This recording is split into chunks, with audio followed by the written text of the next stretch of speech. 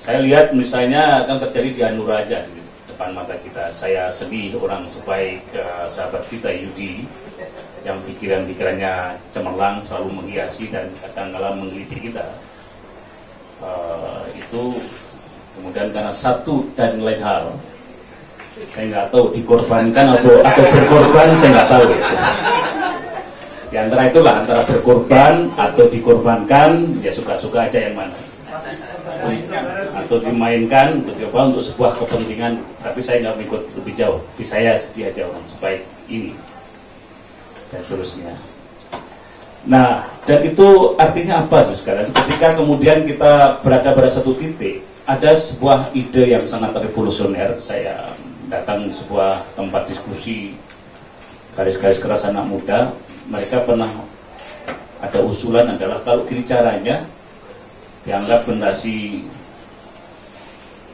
senior di atas kita ini dianggap tidak memberikan harapan bahwa negeri ini bisa cepat diselesaikan dengan baik dengan cara model kepemimpinan itu.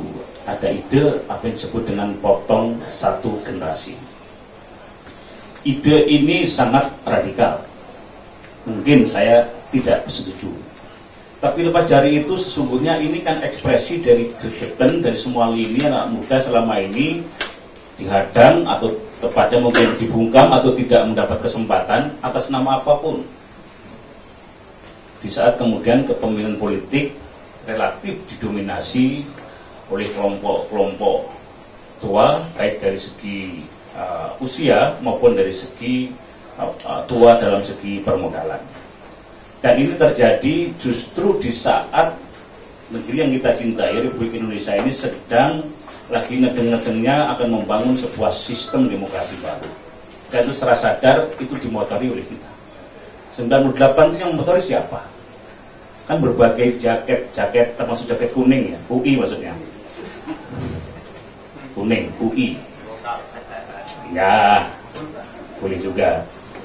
Dan jaket-jaket warna biru, jingga, semua dari berbagai kampus yang mewarnai gedung pura-pura kita itu. Itu simbol saat itu kemudian terjadi perubahan dramatis dalam sistem politik. Dan kita sadar saat itu kemudian kita rombak secara dramatis semua sistem politik kita. Hukum kita rombak, kita bentuk secara sadar, kemudian instrumen hukum yang keras, yang kelak kemudian kita tahu sejarah, KPK. Saya termasuk ikut mendesain sebagai pansus. Kemudian yang naikkan Bu Mega. Kemudian kita bentuk juga untuk kita rombak sistem kenegaraan yang dulu tersentrum pada Istana Presiden. Praktis pada zaman sebelumnya itu kekuasaan digenggam di tangan Istana Presiden. Itu kemudian kekuasaan kita distribusikan kepada, termasuk ada limpahan kewenangan ada di DPR ini. Sebagian karena pemilihan langsung adalah ke daerah-daerah. Jadi praktis sekarang demokrasi kita ini ada demokrasi yang merupakan impian lama yang sudah bertahun-tahun pada saat kami dulu masih di kampus. Itu mengimpikan itu dan sekarang terjadi. Tapi apa yang terjadi sekali? Yang muncul kemudian ketika kepemimpinan politik itu berubah, sistem politik kita rubah, sistem hukum kita rubah, sistem ekonomi kita rubah, Undang-Undang Dasar 45 yang dulu sakral pun berhasil kita amandemen kita rubah. Berbagai lini kita rubah, sistem pengamanan ketertiban masyarakat yang dulu tersentrum pada tujuh fungsi ABRI kita rubah, kita limpahkan kepolisian kekuasaan yang tak disangka-sangka itu, yang kemudian sekarang banyak disalahgunakan, dan semua ini kita rubah. Nah pada saat bersamaan kita sekarang menyaksikan terjadinya apa yang saya sebut dengan mulai runtuhnya kebanggaan jangan-jangan masyarakat luas karena letih justru ketika melihat demokrasi yang kita impikan itu sekarang memanen bahaya baru. Ialah terjadinya gesekan sosial yang semakin luas justru terjadi di saat kita sedang membenahi sistem demokrasi. Hampir semua berakhir dengan gugat-menggugat. Setiap pemilihan demokrasi di Indonesia itu semua di MK, gugat-menggugat. MK begitu agungnya runtuh juga akhirnya. akhirnya runtuh juga, semua lembaga runtuh. Dan itu terjadi. Selain gesekan sosial terjadi adalah secara masif, kemudian justru saat demokrasi kita bangun ini munculnya aliran-aliran egoisme etnosentrik atas nama daerahisme, agamaisme. Kemudian muncul fenomena intoleransi yang demikian luas, yang pada sebelumnya mungkin ada, tetapi tidak semenganga setelanjang sekarang ini. Kita lihat di mana-mana kemudian munculnya ego atas nama agama. Wajah-wajah ujung-ujung baru, macam-macam sekarang dengan jubah dan seterusnya bermunculan atas nama itu. Egoisme daerah, egoisme agama, intoleransi terjadi kemudian secara masif di semua lini atas nama justru di saat kita sedang memanen demokrasi.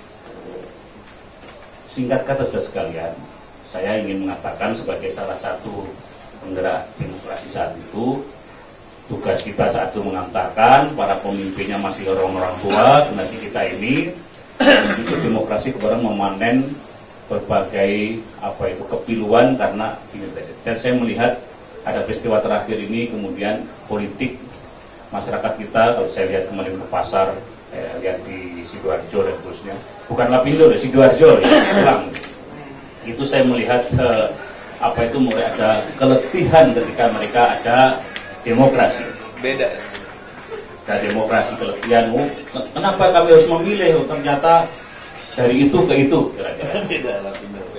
Apa disebut dengan L4, lu lagi. Nah itu terjadi apa adanya.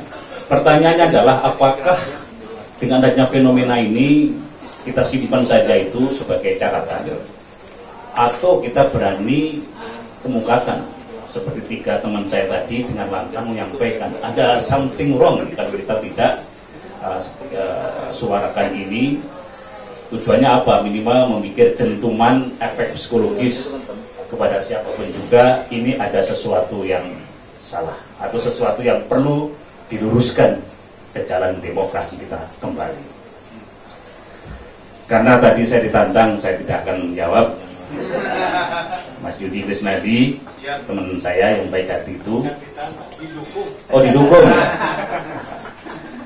Nah, saya harus patuh terhadap organisasi. Saya mengerti, tapi saya tidak harus menjawab, komentari.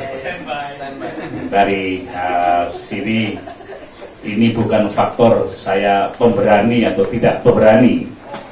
Ini adalah faktor yang saya putuskan, saya tidak perlu komentari lebih jauh tentang tadi nama saya disebut sebagai tadi itu apa ya tadi? Capres alternatif. Karena saya masih ingin menanyakan, ini doa, harapan atau provokasi? Nah, ini ya itu atau bercampur baur. Tapi akan secara alamnya saja. Karena pada saatnya kemudian semua akan berasal dari Kodrat alam. Saya termasuk memberi apresiasi tadi sebut berbagai nama capres alternatif dari berbagai partai, tapi saya tadi nggak sempat mencatat, cuman masih ingat-ingat aja itu, cet dari segitu. Saya kira diskusi kita ini menarik. Saya tidak mau komentari lebih jauh. Saya apresiasi press room yang ini tadi mengundang kita bersama. Hanya ya kelihatannya harus ada muncul pemimpin yang berani ngambil resiko. Ya, salah satu kunci untuk itu sebenarnya ada dan tersebar di berbagai lini partai politik. Orangnya pintar-pintar, bukan pintar, cerdas, smart ya. Tapi sayang karena situasi dan seterusnya sering tokoh-tokoh tersebut tidak diberi kesempatan, ditutup pintunya, kadang-kadang dikorbankan untuk kepentingan besar. Apakah sudah saatnya datang untuk menghitung itu semua dengan cermat dan kemudian kita bikin pemberontakan besar-besaran terhadap para generasi senior yang sampai sekarang belum bisa menuntaskan pekerjaannya itu. Bahkan kita sekarang mulai dalam posisi demokrasi kita sudah sangat liberal yang bisa membahayakan sendi-sendi keutuhan rumah kebangsaan kita. Itu dulu Mas Eka. Terima kasih. Assalamualaikum warahmatullahi wabarakatuh. Tepuk tangan teman-teman sebelum kita sesi tanya jawab. Saya kira memang perlu ada semacam gerakan Jom Jawa, Jom Sumatera dan segala macam. Tapi dari Jom partai-partai dari tokoh muda partai